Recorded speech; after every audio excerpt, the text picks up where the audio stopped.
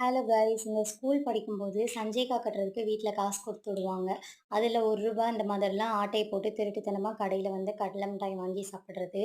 அப்ப வந்து ரூ. 1 50 பைசா இந்த ரேஞ்சில தான் இருந்துச்சு. ஆனா இப்பல்லாம் ரூ. 1 கொண்டுட்டு கடல மிட்டாய் வாங்க போனோம்னா, கடையில நம்மள கதற கதற சாத்திருவாங்க.